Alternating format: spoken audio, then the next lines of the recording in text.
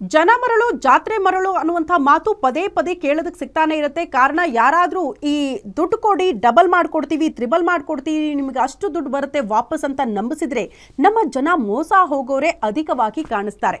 ನೋಡಿ, ಕೊಟ್ಟಿರುವಂಥ ದುಡ್ಡು ಡಬಲ್ ಆಗುತ್ತೆ ತ್ರಿಬಲ್ ಆಗುತ್ತೆ ಅಂತ ಆಸೆ ಪಟ್ಟು ಅನೇಕರು ದುಡ್ಡು ಹಾಕಿ ಈಗ ಕಳೆದುಕೊಂಡಿದ್ದಾರೆ. ಎಲ್ಲಿ ಏನಾಯಿತು, ಈ ಘಟನೆಗೆ ಸಂಬಂಧಪಟ್ಟಂತ ಸಂಪೂರ್ಣ ವರದಿ ಇಲ್ಲಿದೆ ನೋಡಿ.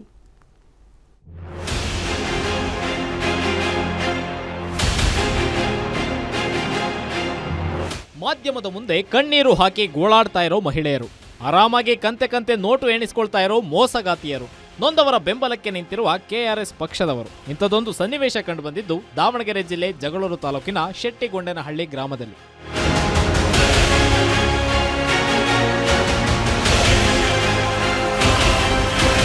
ಕಳೆದ 2 ವರ್ಷದ ಹಿಂದೆ ಶೆಟ್ಟಿಗೊಂಡನಹಳ್ಳಿ ಗ್ರಾಮಕ್ಕೆ ಬಂದ ರಂಜಿತಾ ಹಾಗೂ ತುರುವನೂರು ವಿಶಾಲಮ್ಮ ಎಂಬುವರು ನಿಮಗೆ ಎಸ್ಟಿ ನಿಗಮದಿಂದ ನೇರ ಸಾಲ, ವೆಹಿಕಲ್ ಲೋನ್, ಖಾದಿ ಭಂಡಾರದ ಮಳಿಗೆ, ಕೊಳವೆ ಬಾವಿ ಸೇರಿದಂತೆ ಹಲವು ಕೆಲಸಗಳನ್ನ ಮಾಡಿಸಿಕೊಡೋದಾಗಿ ಹೇಳಿದ್ದಾರೆ. ಇವರನ್ನೇ ನಂಬಿದಂತ ಮುಗ್ಧ ಜನರು ಅವರು ಹೇಳಿದ್ದಷ್ಟು ಹಣವನ್ನ ನೀಡಿದ್ದಾರೆ. ಹಣ ಇಲ್ಲದಕ್ಕೆ ಕೊರಳಲ್ಲಿದ್ದ ತಾಳಿ, ಕಾಲುಂಗುರ, ಬಳೆಗಳನ್ನ ಮಾರಿಕೊಂಡು ಇವರಿಗೆ ಕಂತೆ ಹಣವನ್ನ ನೀಡಿದ್ದಾರೆ. ಹಣವನ್ನ ನೀಡಿ ವರ್ಷಗಳೇ ಕಳೆದ್ರೂ ಅವರಿಗೆ ಯಾವುದೇ ಅನುಕೂಲ ಮಾಡಿಕೊಟ್ಟಿಲ್ಲ. ಈ ಬಗ್ಗೆ ಕೇಳಲು ಹೋದ್ರೆ ನೀವು ಹಣ ಕೊಟ್ಟೇ ಇಲ್ಲ, ನೀವು ಯಾರು ಅನ್ನೋದೇ ಗೊತ್ತಿಲ್ಲ ಅಂತ ಹೇಳ್ತಿದ್ದಾಳಂತೆ. ಪ್ರೈವೇಟ್ ಯೂನಿಯನ್ ಬ್ಯಾಂಕಿಂದ ನಿಮಗೆಲ್ಲ 10 ಜನ ಗುಂಪು ಮಾಡ್ರಿ, ಒಂದು 5 ಗುಂಪು, ಹಳ್ಳಿ ಚೌಡೇಶ್ವರಿ ಮತ್ತು ಪಾಂಡುರಂಗ, ಮಾರುತಿ ಸಂಘದ ಇನ್ನೂ 5 ಸಂಘದಿಂದ 10 ಜನದ ನೀವು ಗುಂಪು ಮಾಡ್ಕೊಂಡ್ಬಿಟ್ಟು ನಾವು ನಿಮಗೆ ಯೂನಿಯನ್ ಬ್ಯಾಂಕಿಂದ ಲೋನ್ ಕೊಡಿಸಿ ತಲಾ 10 ಜನಕ್ಕೆ 5 ಲಕ್ಷ ಲೋನ್ ಸರ್. ಅದರಲ್ಲಿ 50,000 ಇಟ್ಕೊಂಡಿದ್ದಾಳೆ. ಆಯಮ್ಮ ತುರುನೂರು ವಿಶಾಲಮ್ಮ ಕಂಡಿತ್ತು ನಮಗೆ. ಸಂಘದವೆಲ್ಲ ಆಯಮ್ಮನ ಹತ್ರನೂ ಇಸ್ಕೊಟ್ಟಿದ್ದೆ ಸರ್. ಹಂಗಾಗಿ ಆಯಮ್ಮ ರಂಜಿತಾ ಅನ್ನೋಕ್ಕೆ ಪರಿಚಯ ಆದ್ಲು ಸರ್.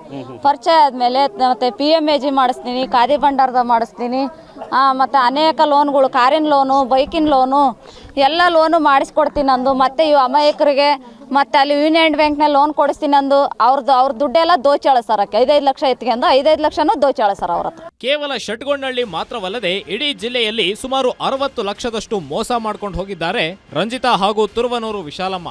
ಈ ಬಗ್ಗೆ ಸಂತೆಬೆನ್ನೂರು ಠಾಣೆಯಲ್ಲಿ ದೂರು ನೀಡಿದಾಗ ರಂಜಿತಾ ಎಂಬ ಮಹಿಳೆ ಬಂದಿದ್ದಾಳೆ. ಅಲ್ಲದೆ ಠಾಣೆ ಒಳಗೆಯೇ ದೂರು ನೀಡಿದ ಮಹಿಳೆಯರಿಗೆ ಬೆದರಿಕೆ ಹಾಕಿ ಕೊಲೆ ಮಾಡಿಸೋದಾಗಿ ಎಚ್ಚರಿಕೆ ನೀಡಿದ್ದಾಳಂತೆ.